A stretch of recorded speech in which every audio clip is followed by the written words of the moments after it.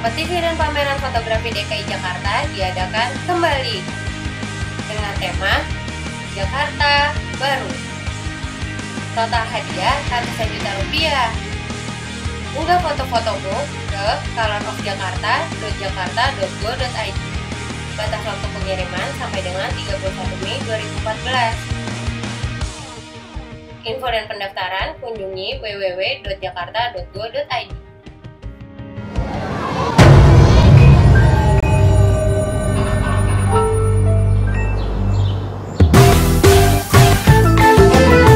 Jaga kebersihan. Hari gini buang sampah sembarangan. Udah tahu sampah biang masalah, buang sampah pada tempatnya lah. Iya ya, kalau bukan kita siapa lagi? Ayo kita buat Jakarta jadi bersih.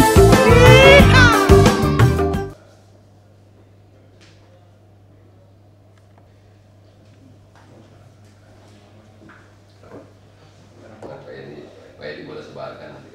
Iya Pak.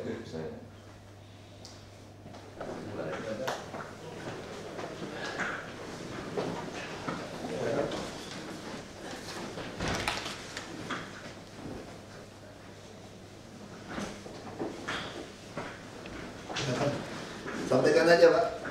Pak Edi silakan Pak Edi. Supaya kita ketemu nih. Iya iya. Gimana caranya? Kita mau ini aja Pak, klarifikasi mengenai non produk dan produk. Oh iya. Karena logo itu kan saya anggap kita anggap ini non produk. Betul ya Pak. Non produk jadi ada kasus kita punya kecil dari 2,8 juta naik menjadi 14 juta. Hanya logo kecil itu waduh. Nah, ini yang mungkin kita perlu klarifikasi oleh Pak mengenai itu. Kedua ada hal ini yang kita ingin katakan karena ada beberapa kawan di anggota ini ada semacam restoran di dalam mall dan di dalam mall itu seperti halnya eat and eat lah Pak. Iya. Dia ditulis nasi goreng di situ. Apakah itu juga ada pengenaan masuk ke dalam kategori apa tuh Pak, produk atau memang tidak masuk Pak? Iya. Jelasin aja Pak, gimana Pak? Izin Pak. Izin Pak. Yang pertama mengenai logo, nanti memang sudah ada edaran saya sebetulnya membedakan antara produk dan non-produk. Sudah ada definisi yang jelas sebetulnya. Hanya kadang-kadang terus terang aja di bawah itu penafsirannya bisa jadi bias. Betul. Makanya nanti Pak Arif mungkin kita kumpul dengan teman-teman anggota asosiasi satu lagi lah. Baik Pak. Kita sosialisasi ya untuk menjelaskan itu. Baik siapa? Nah, terus yang kedua barangkali izin Pak Wagub nanti mengenai yang di dalam mall sebenarnya kan kenanya 50% karena indoor. Oh, 50%-nya karena kalaupun dikenakan pajak kita hanya 50%-nya. Sebetulnya sosialisasi ini yang tidak jelas dan kebiasaan pengusaha itu nggak baca. bukan nggak baca, Mau pakai orang ketiga urus karena ngurus pikir kan capek. Nah karena yang ngurus ini juga nakal, dia tahu bisa bayar sekian, dia sampai rata-rata kalau saya pelajari kayak urusan KTP segala macam, kalau orang ngeluh kan banyak SMS langsung ke saya. Perumahan saya cek rata-rata tuh lewat kalau. Dan gawatnya lagi, kalau yang dia maksud itu misalnya ngaku P2B itu suatu oknum kelurahan itu pegawai lepas di kelurahan atau di kantor lurah. Waktu datang malakin orang itu sebetulnya tuh honorer tau nggak? Nah tapi karena orang yang ngurus kan maklum ya Jakarta kan waktu itu uang ya. Ada apa bolak-balik, nah orang kita juga mainin. Mau bayar beneran dipimpong-pimpong, jadi orang pusing. Ya tadi saya bilang sama Pak Iwan, saya harap nanti untuk pembayaran pajak yang pemilik restoran logo-logo itu semua, termasuk semua lah iklan yang di tokonya semua langsung seperti PBB.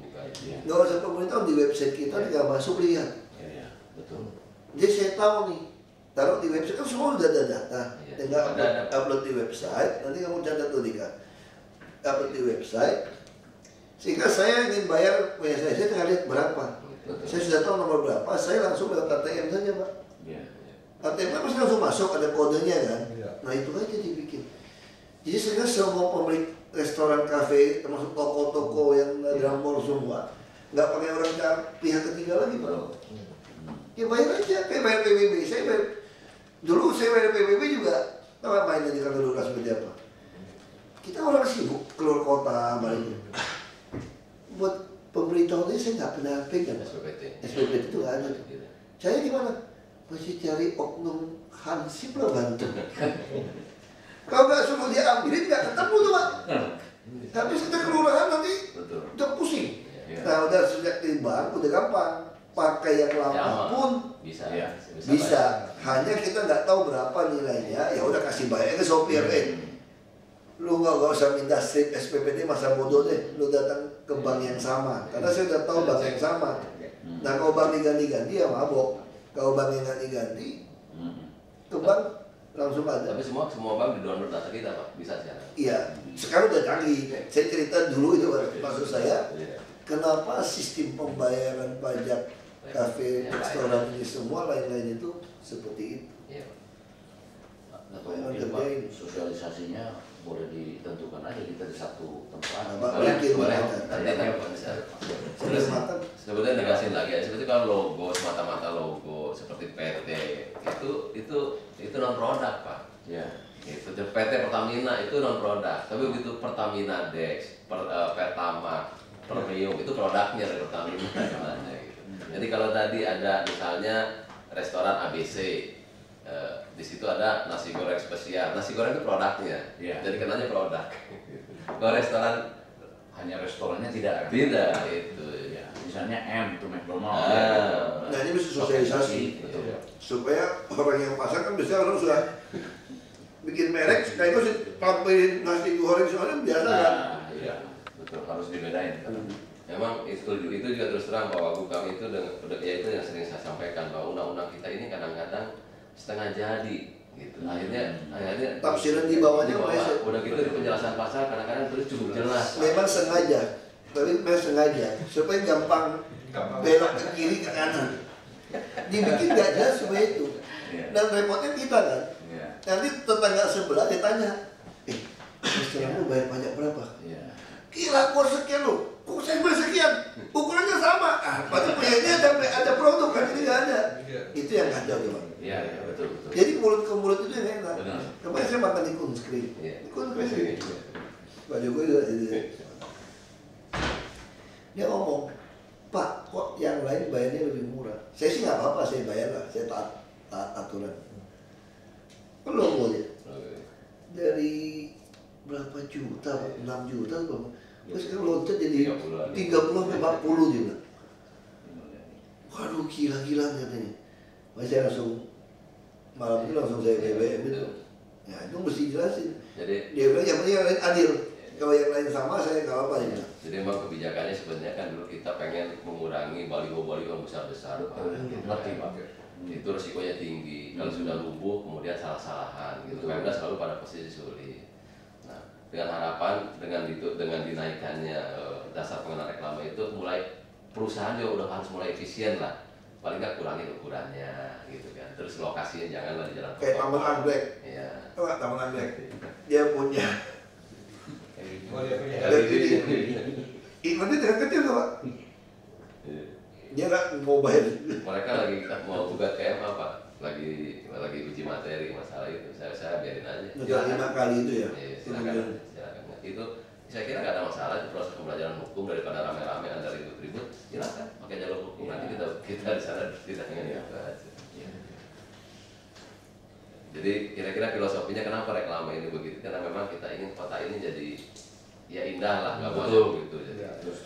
Jadi perusahaan juga mungkin bisa menghemat gitu, menghemat biayanya ya kalau memang toh harus melalui media luang juga kecilin lah. Tapi bagi kita tugas kita kan membuat ini sistem informasi yang jelas. Sehingga semua pengusaha sama yang beranggota, Anda mau bayar tinggal lihat di situ. Bisa. Dan dia langsung bandingin kan. Betul. Bisa hitung sendiri nanti. Dia juga bisa koreksi ke kita. Langsung dia bayar aja Pak berapa. Kalau petugas kita selalu mengeluh kurang petugas. Memang betul Pak. Saya terus. Ya maksud saya kalau kurang petugas, Anda bikin sistem jangan membuat repot lagi. Masa untuk menghitung bayar berapa mesti petugas datang ya itu situ yang kira-kira. Pak ini saya mau ngerti nih Pak reklame Pak. Reklame itu saya dilema terus terang Pak. Reklame itu kan di kecamatan, kelurahan tumbuh banyak Pak. Terus stop. Nggak ada yang mendata petugas kita. Kekurangan tugas kita ini mohon maaf nih ya. Pak itu jadi banyak anak-anak kita juga satpol pp Pak. akhirnya kebanyakan masuk, dia dijagain sama Satpol PP. Giliran mau saya bongkar, teman kita sendiri yang Itu jadi kelurahan kecamatan gitu. Satpol PP itu kebanyakan gitu, kurang kerja. Kerja gitu, P2P juga ngaku orang P2P. Itu Satpol PP di lapangan tuh begitu ngakunya semua tuh. P2P jadi keliling rumah-rumah orang, ada bongkaran sedikit, ada pasir dikit langsung. Ya mana P2P, padahal bukan P2P gitu.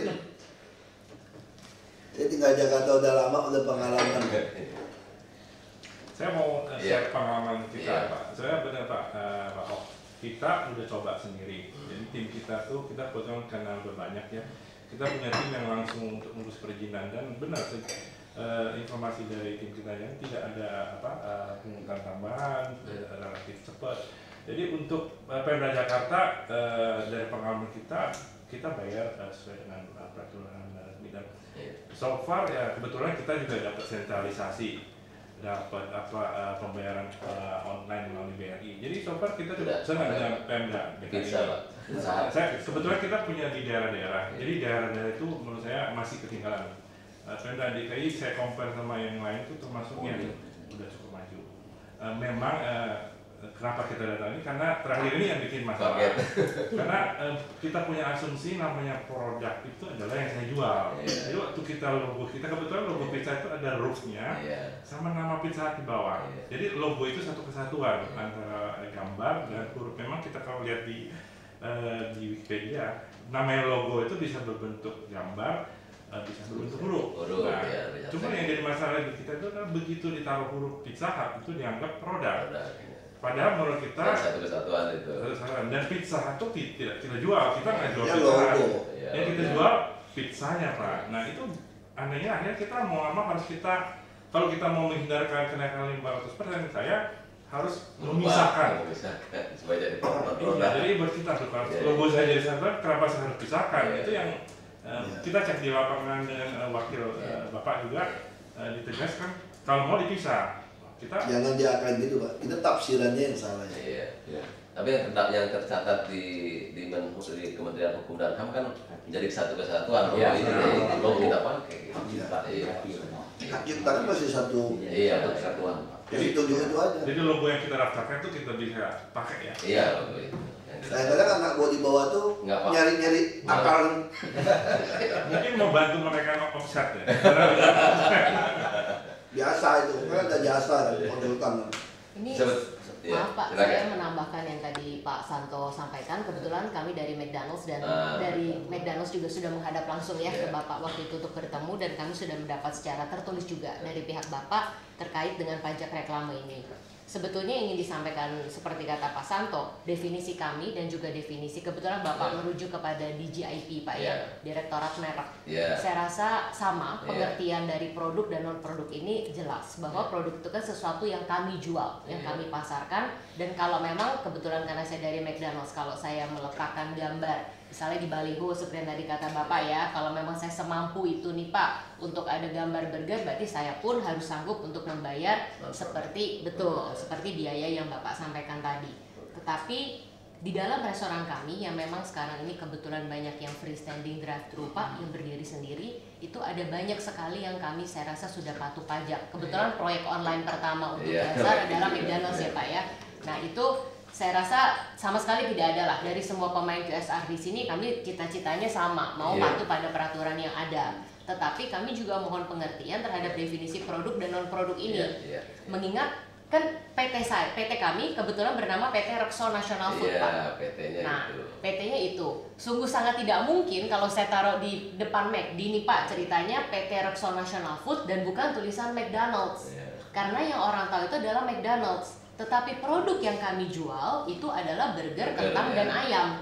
Nah itu yang memang terus terang dalam hal ini saya mohon pada sosialisasi nanti Pak, dengan diskusi tim internal pajak Bapak, mohon bantuan untuk bisa sekali lagi tolong diperhatikan apakah betul memang produk dan non produk itu seperti nama Pizza Hut, KFC, Eat and Eat, McDonald's itu apakah memang Bapak kategorikan sebagai produk? Mengingat itu bukan produk ya Pak, kalau Bapak tanya lagi kepada kami gitu. Nggak gini aja, buat surat aja, contoh kasus itu dikeluarkan. usaha ini McDonald, jadi jelas contoh kasusnya. Karena ini rawan sekali oknum di bawah itu main. Oknum di bawah sadar ini sebetulnya tuh nggak kena, ya kan? Dan kalau ada pengusaha yang memang nggak mau pusing, dia baru bayar 100, ini tawarin hanya 50 nih, 60 nih, wah hemat 40 dong. Jadi dia, padahal barangnya kan cuma bayar 50, tuh nggak ketipu aja. Kita yang jadi di lapangan. Dulu saya sama di sepeda, fiturnya lucu nih. Alat berat, ada SKB 3 menteri, itu tidak bayar pajak kalau dipakai di hutan. Itu dari tahun 82 loh SKB 3 menteri itu, nggak orang pajak lama. Yang 82 ya masalah saya ingat. Saya juga beli alat berat, pengusaha juga beli. Kemudian pengusaha lebih senior tua, saya bujangan lah. Biasa kan gitu ketemu yang senior-senior. Aku dimarahin sama pengusaha. Kamu cek gara-gara apa sih susahnya katanya? Nggak mau bayar, saya nggak mau bayar. Masih orang pajak datang sama kita ngerayu gini.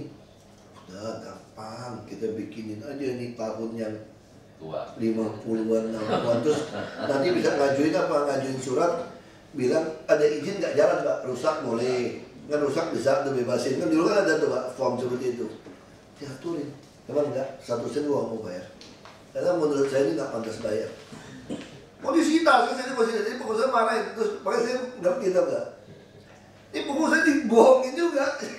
Jadi udah bayar, udah negara dia juga senang kan bayar. Saya nuntut ini kalau bayar minta platnya. Saya mau minta plat STNK atau BPKB. Gue injek semua aspal lu kalau alat berat lo boleh bayar, gue minta. Gue bawa sendiri, gue kemudian sendiri. Terus nggak pakai SIM berat lagi gue bilang. Nggak ada SIM berat oh. Gue bawa aja seenak gue jalan di jalan raya gue bilang.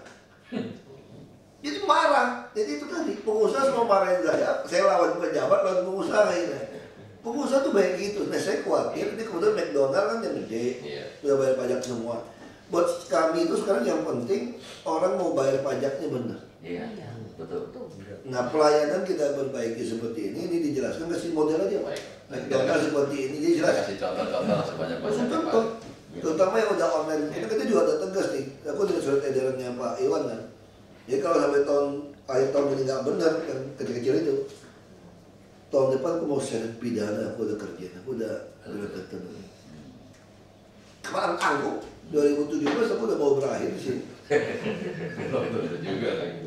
Nah, kita asumsi nggak kepilih lagi udah, kita hajar aja udah. Masih kerja masih cepat udah sekarang. Ya nanti Pak ini kita agendakan Pak teman-teman dengan teman-teman. Sama satu lagi Pak, ini hanya mungkin kita tahu. Itu bisa berapa lama ya pajak bisa di website langsung tampilkan semua, jadi orang bisa. Kalau dasar pengenaan pajak sih minggu depan juga bulan depan udah bisa, itu tinggal masuk ke jakarta.go.id aja. Dan dasar pengenaan pajak yang reklaman itu yang perlu. Supaya orang tahu, dia bisa langsung bayar. Betul. Bisa suruh dia bikin sistem langsung bayar Pak. Petugas kita kurang. Enggak, kalau langsung bayar mungkin enggak, karena dia kan sifatnya ofisial Pak, harus keluar dulu surat ketetapan pajak. Makanya maksud kita tetap pakai PBB. Kalau PBB kebetulan kan objeknya permanen Pak. Nggak, maksudnya yang dia kirim, maksud saya buka pelayanan itu, dari PDSP dia kirim, kita langsung kerjain. Electronic invoice. Kalau mau datang satu-satu kita mau berapa banyak, makanya nggak kekumpul. Banyak nggak bayar loh Pak. Ya nanti kita. Nggak usah jauh-jauh lah.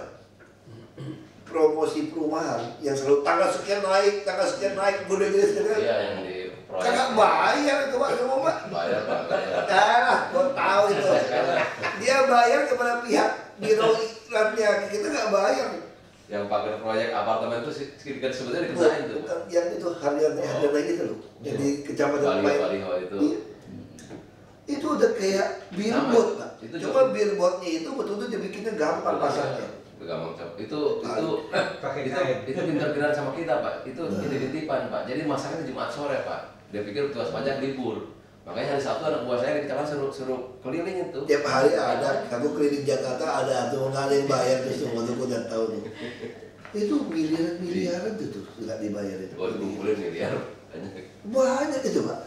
Dan pengusahanya udah bayar. Iya. Bayar ke biro biasa. Iya. paling banyak tuh Agung Sedayu Group apa Podomoro Group segala macam yang gede-gede itu.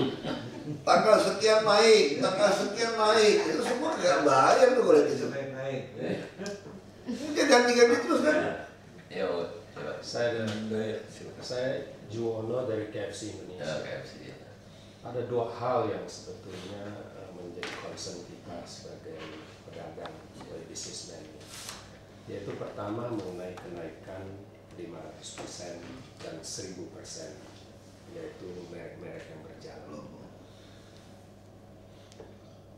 KFC Indonesia ada di Jakarta ini kira-kira ada 150 KFC.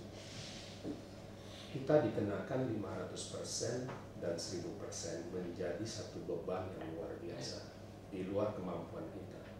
Online juga ya. Dan kita melihat rasionalnya Pak, kita ini kan berusaha untuk ekspansi, menciptakan bisnis, menambah omset, kemudian hasil akhirnya adalah pikiran kita adalah membayar pajak pembangunan satu yang 10%, ya, secara tertib dan benar, sebanyak mungkin, selengkap mungkin, ya, dan itu tidak ada kompromi. Kita memang komitmen, Bapak bisa cek semuanya surat-surat kita.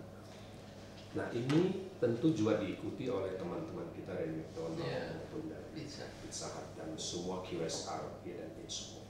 Karena kita komit untuk membayar PB1 dan benar. Kita tidak mau kompromi dengan tugas dan kita udah jalankan belasan puluhan 20 tahun terakhir. Nah itu menjadi beban karena itu menjadi fixed cost Pak. Dan itu bukan sekali bayar Pak untuk selamanya.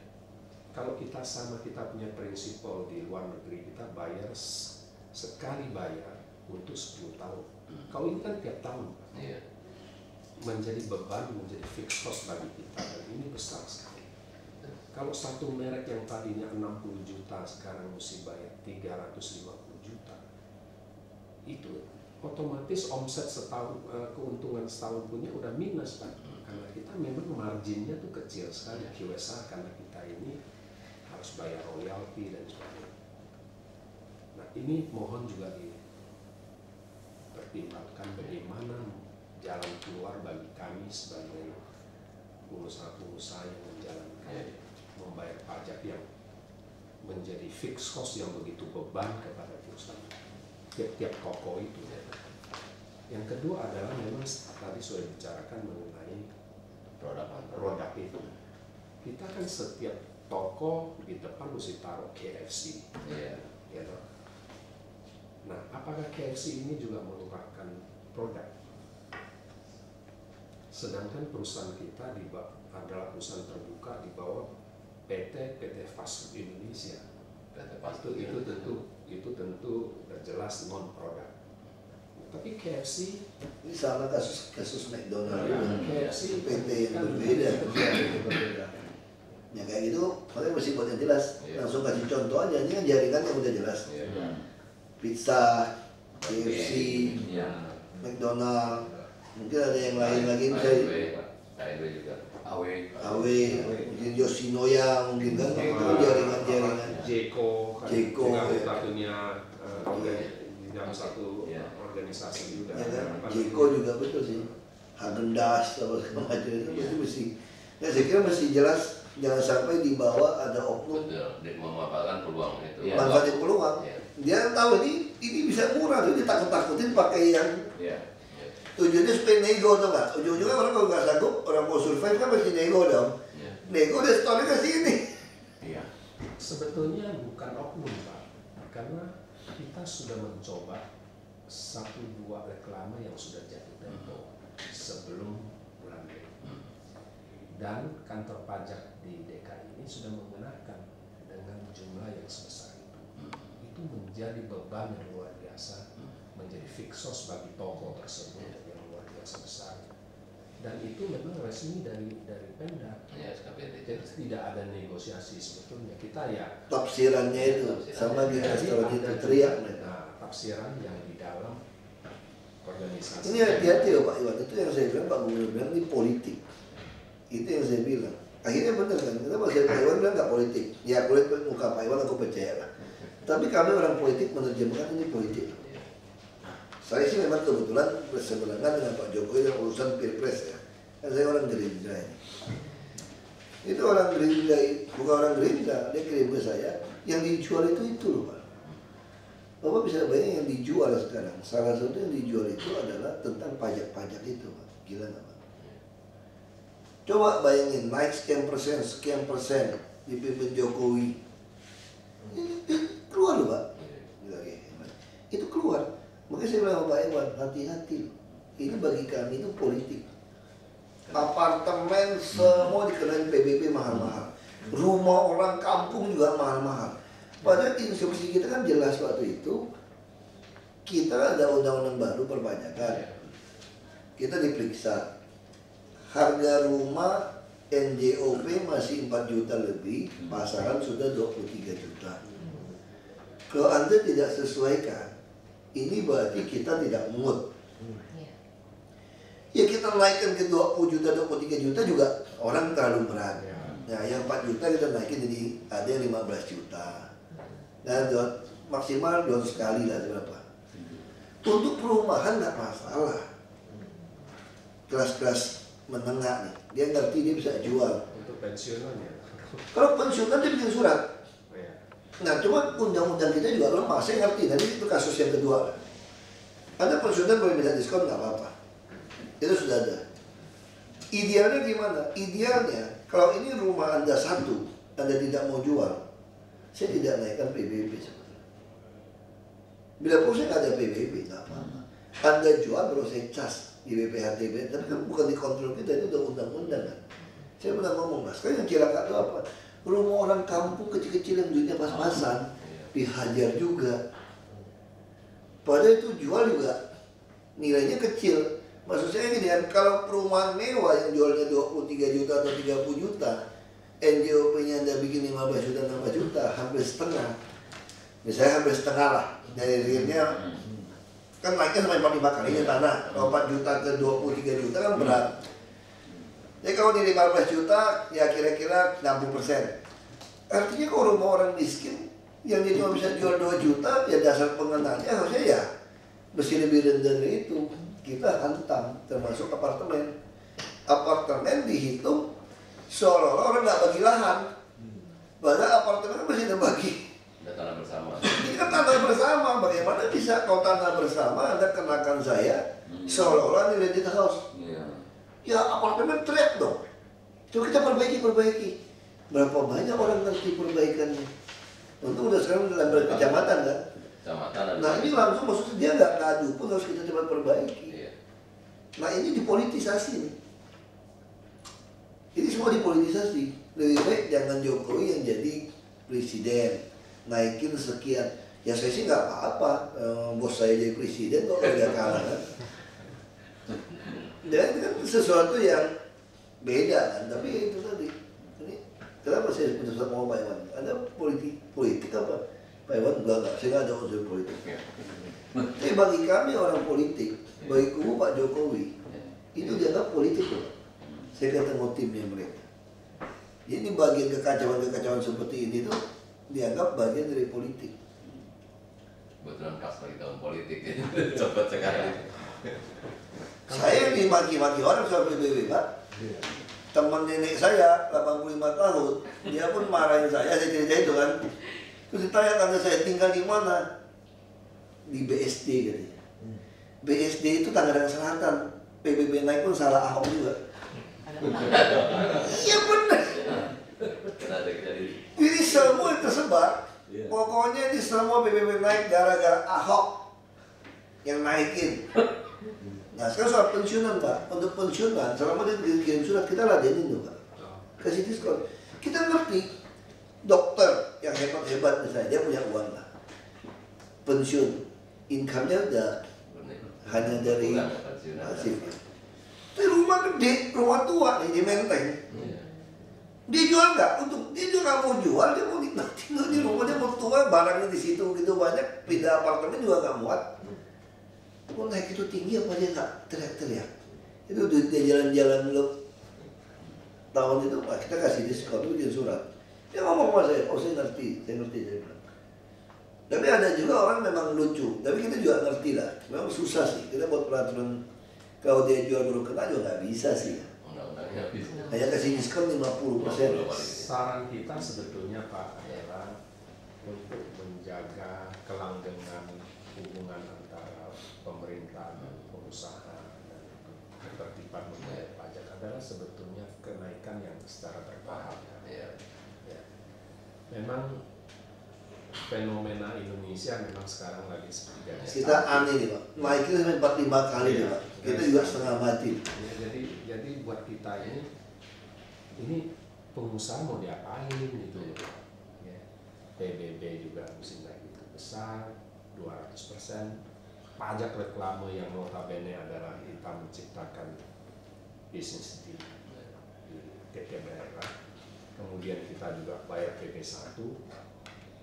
Pajak itu sudah jelas kita. Pak, sebetulnya itu kalau logo untuk produk kita harus bikin khusus. Kan yang kita mau kejar kan soal reklame billboard supaya nggak berantakan. Untuk logo produk harusnya buat spesial.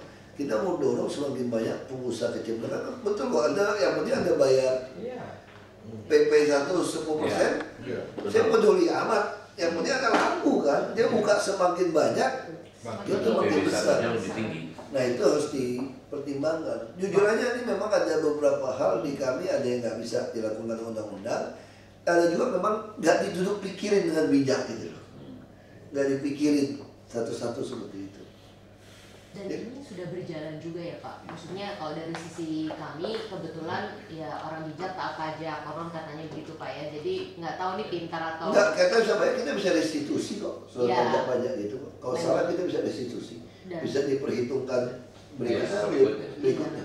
Boleh. Kita siap kok kalau mau bertanda tangan perjanjian bahwa kita memang bayar pajak dengan Percayalah kalau itu DKI. Dan kalau yang berbesar aman kalau bisa diketemukan kita bersedia untuk didenda. Misalnya kalau sampai itu, tapi prospek bisnisnya itu sendiri harus juga sama-sama Pak. Kita menciptakan tenaga kerja. Memang betul Bapak Gubernur, kita juga ada ekspansi kita itu memerlukan dana dan sebagainya. Ada falsafah di perpajakan itu prinsipnya jangan matikan angsa bertelur emas Pak. Itu ada sebetulnya, makanya kami nggak pernah mau nutup usaha karena ada bayar pajak gitu. Undang-undang juga begitu. Jadi kalaupun kami melakukan penyegelan, yang kami segel itu adalah barang-barang yang diduga menyimpan data perpajakan. Itu yang kita segel. Tapi usahanya kami tidak boleh menyegel. Kalau untuk kenaikan harga ya coba sebenarnya kita tuh lagi masalah. Kita tuh ada diskusi internasional KFC tuh dengan menaikkan nilai. Kita lagi bicara ini sekarang inflasi kita tuh cukup tinggi. Jadi kita selalu berasa kalau saya ikutin inflasi nggak mungkin bisa. Jadi yang selalu kita lakukan di restoran, inflasi misalnya 10%, yang kita bisa lakukan kita pass on ke customer kita paling separuhnya. Nah kalau kita naik 10% aja menurut kita customer kita akan hilang. Jadi saya melihat harusnya pemerintah juga punya pemikiran sama. Kalau dinaikkannya terlalu tinggi di luar kemampuan customer-nya nggak akan makan. Akhirnya toh yang rugi kita juga. Jadi harusnya ada mekanisme pasar, kenaikan itu nggak bisa luar biasa 500%. Nggak masuk akal kalau naik ke 500%. Yang karena di Indonesia itu tiap tahun kita tahu inflasi itu selalu ada, saya lebih sarankan kalau bisa tiap tahun di-adjust harga itu bisa lebih kita bisa terima. Jadi customer kita juga nggak kaget kalau tiap tahun awal tahun kita naikkan 5%. Nah ini mungkin saya ngerti kalau reklame itu mungkin sekian tahun nggak naik.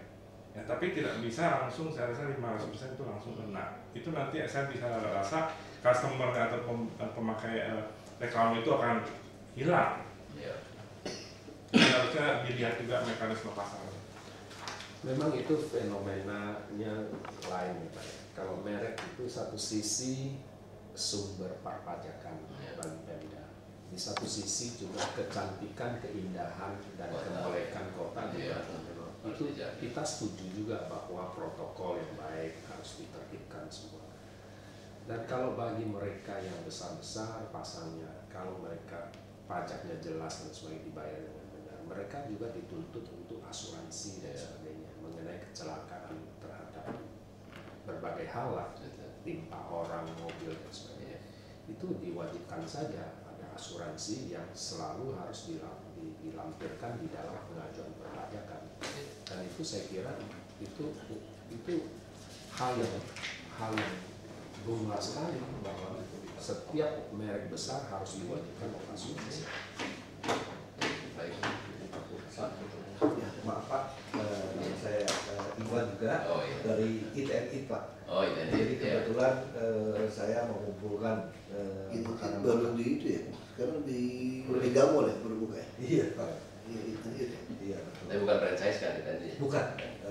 Lokal ini punya kita ya? Ya, punya kita sendiri. Dan kebetulan saya yang masih rancu adalah food hall ya, food court itu ya? Itu food court tapi tematik Pak. Ya. Jadi kita tuh mempunyai masalah bahwa setiap counter kita ini ada merek ini misalnya pindang iga sapi, sebelahnya kue tiaw apa. Jadi ini harusnya nggak boleh dihitung logo merek juga, dia mesti hitung ikat keluar aja. Nah, intinya kan kita sudah membayar, ya. Nah, dalamnya cas tadi ya pusing loh, cuma tulisan pindang. Cuma pindang iga sapi ini kita ya bisa. Itu sama kita mau dorong untuk pedagang kaki lima kan, makanya mesti yang model-model ini tuh sama kayak pedagang kaki lima tuh papan-papan di IRT pungut gak tuh? Kalau pungut teriak mereka tuh Pak, yang apa tulisan nasi goreng apa sama satu list papan gede. Ada ukurannya, ada ukuran. Kita taruh papan kan? Itu nggak bisa tuh kalau tawarin kayak gitu, jadi mesti ada logika. Sebetulnya ada ukuran yang dikecualikan Pak. Iya. Ukuran kecilnya bebas. Harus ada jelas logika. Ini kan di dalam, iya. Di dalam kami ini satu food court ini saya ada 50 pelaku gini. Jadi kalau bikin luas 1 meter Pak, berat nggak kena. Ini kecil sekali Pak. Kalau kecil nggak? Di bawah 1 meter. Di bawah 1 meter. Di bawah semeter itu udah pasti. Maka cuma khawatirkan ada oknum lagi. Iya. Yang perlu sosialisasi itu Pak. Ini sudah terjadi Pak. Justru ditagih dan ini kan buku data 50 merek, dianggap 50 merek. Digabung. Nah ini yang buat kita juga membebani. Saya kasih solusi di perpajakan. Jadi perpajakan itu karena juga peraturan kan banyak. Ada satu cara biasanya kita sebut ruling. Jadi biasanya wajib pajak itu kalau ada sedikit yang agak ragu, akan kirim surat ke kepala kantor pajak. Nah biasanya dikasih waktu, dalam waktu sebulan kalau masalah akan ada balasan. Nah bagusnya itu dikasih waktu, artinya kalau 1 bulan tidak dibalas, diasumsikan wajib pajak itu disetujui. Karena kalau nggak ada waktu, kita tahu nanti waktunya bisa 1 tahun, 2 tahun, dan sebenarnya kita sudah harus punya kewajiban bayar. Jadi kalau bisa ada channel kita sebagai wajib bisa mengajukan ruling ataupun penegasan peraturan ke kalau di Dirjen Pajak itu namanya ada Direktur Jenderal yang mengurusi legal. Ada hotline-nya lah. Siapa yang mau nyari siapa? Nomor saya boleh Pak catat. Itu 24 jam Pak. Sudah dalam edaran Pak Iwan namanya udah bagus, udah sebutin nomor handphonenya Pak Iwan. Ada sama itu sama email. Iya, Pak. Nanti Pak Edi bagi. Iya, kalau ada channel tuh enggak, surat edaran Pak Iwan terakhir udah bagus kok, ada nomor handphone, email, kemarin itu. Saya sengaja nggak kasih nomor yang lain. Takutnya kalau dikasih nomor lagi Pak Kasudin, digorengnya sama Kasudin Pak. Jadi saya langsung ke saya aja. Tapi kebetulan saya rasa kita kan ada Pak Edi sebagai. Soalnya tingkat stresnya Pak Iwan juga tinggi. Dikejar target. Betul. Saya rasa kita channelkan aspirasi kita asosiasi lebih. Yang penting saya ada garansi di Pak Wagub bahwa saya sosialisasi setiap sen yang Bapak bayarkan, insya Allah digunakan untuk sebesar-besarnya kepentingan masyarakat. Itu aja garansi. Jadi saya ibarat kepala rumah tangga nyari uang, tinggal ibu rumah tangganya kita tuh dapat bonus pajak tau nggak berapa? Bonus pajak saya berapa? Hanya 10 kali gaji. Kalau capai targetnya Pak, kalau pernah sekali kita nggak capai nggak dapat. Jadi saya hanya boleh ngambil 10 kali gaji loh sebulan. Itu pun 3 bulan bayar sekali. Jadi saya itu cuma ada tambahan kira-kira 59 juta. Iya, itu potong PPh kan Pak? Gaji saya potong-potong cuma 5,9 juta. Ini kita mau jujur aja Pak. Jadi kita suka bilang sama pengusaha, kita sama-sama lah bangun negeri ini lah. Nah, saya juga nggak mungkin jadi pengusaha untuk dapat gaji lebih gede, atau profesional lebih gede, saya nggak bisa buat apa-apa. Nah, saya udah rela gaji lebih dikit masuk ke sini, ya kita beresin sama-sama. Itu kerja lebih capek Pak. Kalau Bapak CEO profesional, Jumat udah thanks God is Friday Pak. Kami mah nggak ada Friday, mau Saturday, mau Sunday, mau hari apa juga. Betul. Itu sama masuk semua urusan Pak. Urusan, kalau urusan datang pagi-pagi aja udah cegat orang. Urusan tetangga iri sama tetangga buat rumah gede juga dia bisa ngadu sama kita juga Pak. Kita ladenin semua. Jadi kita Pak juga kita di asosiasi menghimbau terus untuk online semua. Ya, jadi sekecil apapun mereka itu untuk kita online. Harus paksa Pak. Karena ada oknum di bawah juga bohongin. Ganti yang jadul. Betul. Ganti aja yang sistem yang jadul. Nah sistem ini belum tentu. Itu harus lakukan. Semakin Anda transparan seperti ini, Anda nggak bisa diperas lagi. Iya. Dan lebih gampang administrasinya kan. Nanti saya kalau tidak ambil tindakan nanti repot Pak. Betul.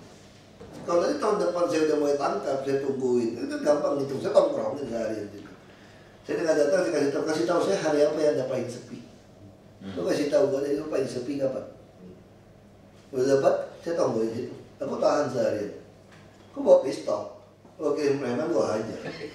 Lo bawa tukang pukul juga gitu. Begitu aku udah hitung, pasti masalah. Saya kalau nggak mau tindak, Anda anggap saya kerja sambar. Betul. Nah saya tindak, saya lapor polisinya ke sana diperas habis. Bisa hengkang. Saya lapor pencucian uang, Anda keluar dari Indonesia, diubah habis. Semua harta Anda dilindes. Begitu Anda nggak bisa buktikan, dilindes. Makanya saya pernah kasih waktu, itu saya kasih waktu sampai akhir 2013. Masih juga main. Pak Iwan bilang sistemnya nggak siap, bayarnya nggak oke, kalau itu salah kita nggak siap. 2014 saya minta mereka bayar yang benar. Naik kok, nanti Bapak naik, kita kejar nggak kekurangan? Enggak kan?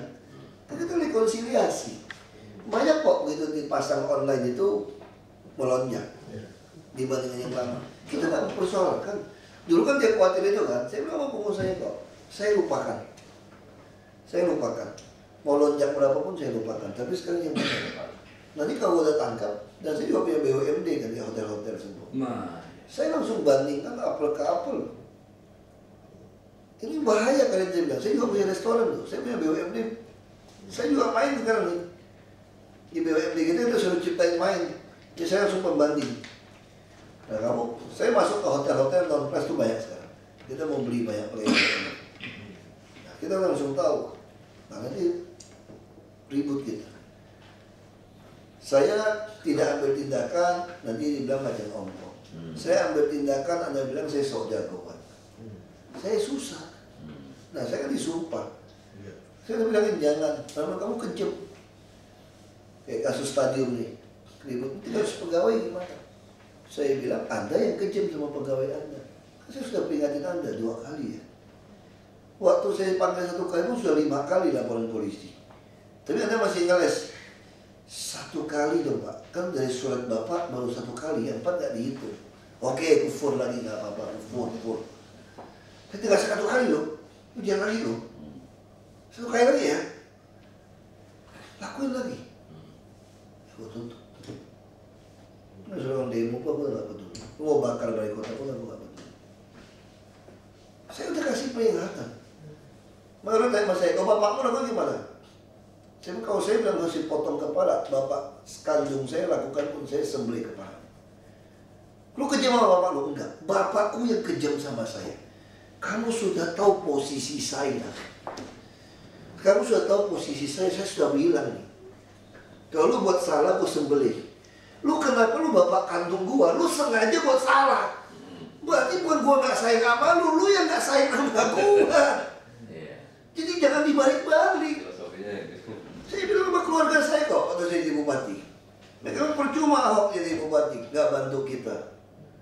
Saya bilang sama mereka, lu kalau nganggap gua saudara, lu nggak lakukan. Lu kalau lakukan bukan gua yang kejam, lu yang kejam sama gua. Lu udah tahu gua duduk di sini. Lu kenapa masih main? Gua bilang gitu loh. Dia paksa gua sembelih. Bukan gua yang kejam sama bapak gua yang kejam sama gua. Ini filosofi ini banyak orang nggak ngerti. Padahal lu kejam sama bapak lu enggak. Kamu yang kejam sama saya. Saya sama anak saya juga ngomong gitu. Anak remaja bisa berantem. Lu kalau mau nekat apapun tidak lapor polisi. Bukan gue yang kejam sama lu yang kejam sama gue. Lu tahu posisi gue kan? Kalau lu bisa nawar-nawarin kan ke hotel ini, naik kapal ini, karena demen dong. Istrinya kenapa? Aku bilang, gak bisa. Lu ingat gak? Ini saudara kok. Saudara dia jauh mana-mana. Lu ingat gak waktu kita bukan jadi pejabat, pernah gak saudara lu pinjamin lu mobil bawa lu apa-apa? Pernah gak kasih tiket segala macam? Gak pernah tuh. Nah ini namanya diduga. Ini adalah hubungan jabatan saya. Kalau saudara lu sering kasih lu bawa lu jalan dia dulu, gua gak apa-apa. Ini sekarang kalau lu mau pinjam mobil apapun diantar keluar. Dulu kita gak ada mobil naik bajai. Saudara lu semua tahu lu naik bajai, mobil cuma satu. Waktu saya berhenti bupati, Anda nggak berani pinjemin mobil satu pun yang paling jelek dari rumah saudara lu? Nggak ada. Kenapa saudara lu nggak boleh pinjam? Karena udah kebayang nih, ini nggak bakal balik punya nih. Karena udah nggak punya mobil. Sekarang semua mau pinjamin, karena udah punya banyak. Gua mau 100 mobil juga operasional di Pemda. Lu mau Lexus, mau apapun, gua tinggal ambil itu taruh di garasi semua tuh sini. Betul-betul. Semua di garasi. Bukan Pak Fojibo tuh tongkrongnya nggak pakai ini. Gua tinggal pakai. Sekarang lu baru bisa pinjemin semua mobil, nggak bisa. Itu saya bilang sama istri saya. Teman dia protes, tambah susah. Aku bilang sama istri saya, aku bilang bukan tambah susah.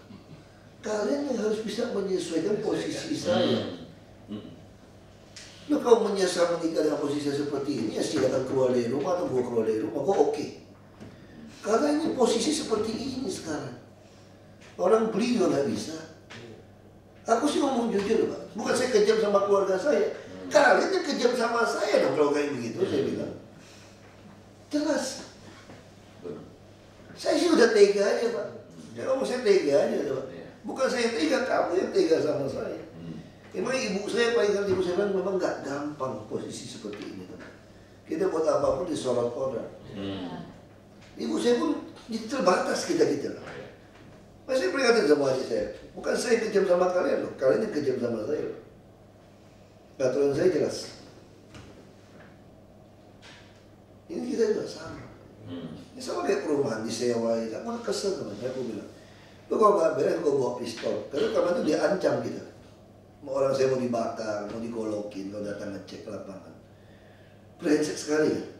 Kalau itu, lu kalau nggak bisa beresin, kalau datang gue kantong pistol. Kita lihat aja siapa berani mati. Itu play manis lu udah. Dan saya juga nggak suka cara mafia ngancam orang diam-diam kan. Kalau saya ngancam orang, saya suruh videoin saya ngancam kamu. Kamu pegang. Sebenarnya kalau sampai itu terjadi, kamu bisa dakwa saya pembunuhan berencana. Dan gue gak boleh pakai orang lain, gue tembak sendiri. Jelas. Posisi jelas. Nggak ada rekaman tuh pegang simpan video. Udah keterlaluan, kita tuh keterlaluan banget. Ya tadi dari UI, kita yang mas saya, gue kesel deh. Ini cara komunikasi bapak gak ada dialognya. Saya kasih deh contoh. Kalau saya minta uang Anda, dompet Anda, rumah Anda nggak mau kasih saya tetap ngotot. Itu dialog nggak? Itu kan dialog. Ngerampok lu. Lalu baik-baik kasih gua. Lu kalau mau dialog versi lu nih, komunikasi yang baik kasih gua. Atas kan gua baik deh. Lu kalau orang anak S2 nih. Bung Tomo, yang bapak kan mau buka front. Peristiwa Surabaya, Hari Pahlawan ini 10 November. Itu kan berantakan ultimatum. Lu kalau nggak mau serahkan kemerdekaan lu ke kita nyerang lu. Lalu Bung Tomo pakai dialog. Bung Tomo enggak, lu serang gua lawan sampai mati. Wah, konfrontatif sekali pernyataan Bung Tomo sampai Surabaya dibakar. Ya udah gak ketemu gimana? Bukan berarti Bung Tomo konfrontatif, bukan. Karena gua udah merdeka bos. Lu bilang enggak, lu mau nyerang gua, buka front. Ya pasti buka front dong, gak ketemu.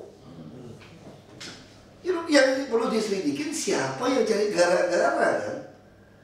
Kan udah menikah, lu udah pergi. Lu yang jadi gara-gara udah bukan gua buka front. Gua mau pertahankan tanah air gua. Nah sekarang juga sama kayak saya. Saya bukan buka front sama lu. Orang gua bilang, kayak Waduk Pluit. Gua udah ngomong baik-baik. Gua pindahin lu ke rusun. Gua isi kulkas, TV, meja makan, ranjang. Lu bawa badan doang, kayak baju gua siapin. Lu mumpung banjir nih. nggak usah ngurus kami Pak, ganti 3 juta per meter kita pergi. Ini tanah negara bos, gue gak tuntut lu udah bagus. Mau lagi orang datang minta bagi, aku tiap ngomong, dia tetap ngir gitu. Gimana waduk Pluit bisa bagus? Kalau gue tiap bos, ya gak ada waduk Pluit hari ini. Ya gue mesti buka front dong. Lu kalau gak mau pindah, gue sikat tuh. Gue bilang, gue gusur, lu mau pindah gak? Gue gusur, gue kirim Brimob 1000. Gue tungguin gitu. Pagi-pagi operasi. Telepon, operasi aja, gue gak mau tau. Lu kasih lapor gue. Mau nyerang rumah gue, lu serang aja. Lu siapin senjata. Lu siapin senjata. Lu coba aja serang rumah gue. Lu taruh senjata, lu siapin. Bukan gue yang mau buka front, gue tuh ngomong. Jadi gimana mau jelasin dia coba? Kayak sekarang saya datang ke McDonald, KFC, ada preman datang. Gue bawa 1000 orang, makan situ terus gak mau bayar. Gue lapar nih bos, lapar bos, gue gak mau tau bos. Gue lapar, gue mau makan. Hak gue dong. Lu kira-kira usir gue gak? Lu kamar, kok buka front sih? Masa gue mau makan, lu melanggar HAM gue makan? Jadi masa itu? Ya apa nggak nyambung ketemu. Jadi saya dianggap melanggar HAM. Gue pindahin lu ngelanggar aturan, gue pindahin lu rumah itu. Kalau gue nggak nyiapin rumah susu, gue nggak berani gusur sekarang. Itu manusia bisa. Tapi kalau gue nyiapin rumah susu, gue nggak mau pindah. Masanya rumah susu udah dikasih, dijual-jualin lagi, belanjaan. Disewain. Saya gue ancam. Intimidasi? Enggak dong, gue udah kasih lu rumah susu. Masa lu jualin? Kamu mesti tegas tuh, kalau nggak semua jualin mati tuh. Gue bikin berapa ratus ribu rumah susu juga nggak cukup. Orang dalam main, ya kamu mesti main keras di sini. Wah, dia bang diteliti buat tesis ini, buat tesis. Cara komunikasi saya itu low konteks, kampungan gitu. Sebagai pejabat publik itu dianggap saya itu nggak bisa komunikasi. Saya mau tanya sama dia tadi, lu panggil dosen lu semua UI, duduk sama gue, lu ajarin gue komunikasi yang baik. Ini DKI itu dari berapa jenderal jadi gubernur. Komunikasi baik kan tuh? Mana ada itu semua? Gue kasih contoh lagi kayak Rio. Itu komunikasi terlalu halus Pak Gubernur. Pak Gubernur jangan suruh saya pergi, jangan sampai ribut. Selesai nggak Rio? Terbengkalai. Setengah. Nggak bisa. Kenapa? Karena orang Jakarta ini beda dengan orang daerah. Orang Jakarta ini pintar-pintar, nekat-nekat. Kan semua orang Jakarta kan mau yang berjuang hidup nih. Kayak saya semua kan orang nekat di datang Jakarta nih. Mau jadi kaya raya kira-kira gitu dulu datang kan sekolah semua kan. Yang nggak sekolah yang preman sama kan. Jadi itu ke sini. Ini kepentingan. Setiap jengkal tanah duit. Pasti berantem gitu. Lu kalau nggak ada kepentingan nggak mungkin berantem. Jadi saya udah kesel.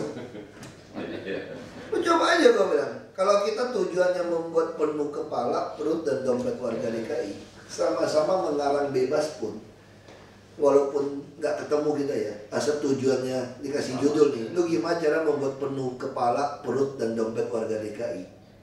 Lu bikin karangan nih, kita kumpulin, ini rencana pembangunan jangka menengah daerah DKI pasti sama semua. Niatnya sama. Yang mau repot kalau gue pikir buat kantong gue, buat perut gue, buat kepala gue ya, nggak ketemu kita. Kalau semua sama, karangannya nggak ketemu nih. Di ruangan berbeda-beda tulisnya nih. Sama, nggak mungkin beda. Apa yang beda? Apa yang susah bangun Jakarta? Susahnya cuma satu, kalau kita mau terima suap. Kedua, lu takut sama orang nggak pilih lu lagi. Ketiga, lu takut mati, lu susah deh. Lu kalau nggak terima suap orang, ini pepatah Tiongkok nih, versi Tiongkok udah bilang nih, pejabat apapun lu nggak usah takut. Tapi lu mesti boleh takut sama pejabat yang nggak mau terima duit lu. Lu mesti takut sama dia. Yang kedua, lu taat aturan aja. Bela kelompok ini. Lu takut sama dia nggak pilih, lu bela dia. Terus kelompok ini lu takut juga, lu bela dia juga. Terus kelompoknya sama kelompoknya emang sama? Nggak sama, dia masih marah juga apa lu? Jadi lu kenapa lu mesti pusing, lu tengah aja dia udah nggak mau tahu. Lu mau pilih nggak mau pilih, gua nggak mau tahu. Yang penting gua bener aja udah. Ya udah. Nah ini Jakarta, dia coba lu gak bisa, dia mulai ngancam nyawa lu nih. Lu jangan belagu lu bisa beli kepala lu dia. Nah, kalau lu takut mati, lu gak berani putusin semua. Lu mulai takut. Karena setiap keputusan ini buat orang tersinggung nih. Gak jadi. Baik, teman-teman aku juga ada yang baik juga sih. Kadang-kadang teman yang baik juga tadi BBM aku. Sore-sore lagi ngopi di Starbucks gitu kan, lagi ada es krim gitu. Dulu kan kita suka lah. Nongkrong Haagen-Dazs atau apa. Ya suka lah. Waduh, nasib lu tuh kita mesti terima kasih sama lu nih aku itu. Ini teman-teman BBM. Jam segini kita ngopi-ngopi, lu masih ribut tegang leher, berantem situ sini sampai malam. Dia bilang ya kita terima kasih dah ada lu yang mau kayak gitu. Kita nih bukannya nggak mau juga nggak bisa. Mau juga nggak bisa. Dia bilang lu bagi kita terima kasih sama lu deh. Ada lu yang wakilin kita teman-teman kayak gitu. Ini yang baik. Kalau yang nggak ngerti, tapi jadi maki. Sok, bikin cari gara-gara, buka front. Gue bilang, gue juga nggak jelek-jelek banget. Gue juga tinggal di komplek perumahan kayak lu. Ya mungkin rumah lu, ya gue sepertiga rumah lu lah. Tapi rumah juga gede-gede juga, kok situ gitu loh. Ya nggak kecil-kecil banget juga rumah gitu loh. Gue juga satu komplek sama lu. Lu ada pabrik, gue juga punya pabrik gitu loh. Ya, lu punya gunung, gue juga punya gunung. Lu punya pulau, gue punya pulau. Lu punya pantai, gue punya pantai. Lu punya hutan, gue juga punya hutan. Ya kan, jadi kadang-kadang teman tuh gak ngerti. Hanya caci maki aku juga. Bilang cari gara-gara lah, apalah. Lalu sok. Lu kasih tahu kan lu mau cara apa nyelesain Jakarta. Ini udah 1,5 tahun kok. Lu aja beda Waduk Pluit dengan Rio. Dia pendekatan dengan cara berbeda. Lihat aja. Gak bisa. Ini orang Jakarta tuh terlalu orang hoki dan terlalu auban. Ini udah gak bisa dibaik-baikin. Jelas kita kasih tahu gini-gini. Lu kalau mau ikutin, ya udah gua ancam lu. Pernah lihat patung Dewi Keadilan gak? Justice itu. Pegang timbangan sama apa? Pedang. Kenapa lu gak komentar? Cantik-cantik kok pegang pedang gitu. Itulah justice. Pemerintah dikasih pegang senjata kenapa? Untuk menegakkan keadilan pendapat. Itu untuk pemerintah. Dia bukan tidak kejem. Ya, ini langsung Pak Iwan ya. Terima kasih banyak. Terima kasih banyak, Pak. Ya, terima kasih. Ya, Pak, sorry ya. Tolong itu. Terima kasih ya. Untuk KFC tetap yang paling enak soal ayam. Jagonya ayam. Jagonya ayam. Pokoknya saya itu paling demen waktu dari Bujangan itu. Nongkrong itu kan cuma KFC. Swensen es krim. Cuma 2 itu. Terus makanya pada bahasa. Iya ya, aku sering lakukan itu. Anak-anak yang pemulung itu pengen makan itu liatin itu. Itu perlu tuh Pak, sekali-sekali Pak. KFC itu mesti sekali-sekali ada donasi. Oh, ya, CSR kita. Anak-anak pemulung-pemulung ngeliatin itu kasihan itu kadang-kadang perlu dibagi tuh Pak. Itu senengnya itu luar biasa. Saya Bujangan dulu saya suka gitu. Itu senengnya itu luar biasa. Dia nggak mungkin bisa makan Pak. Iya betul. Pas makan beda tuh Pak. Sekarang bisa Pak. Habis jual asop ininya dia ke Kentucky makan. Kalau udah gitu ya. Ya. Oke.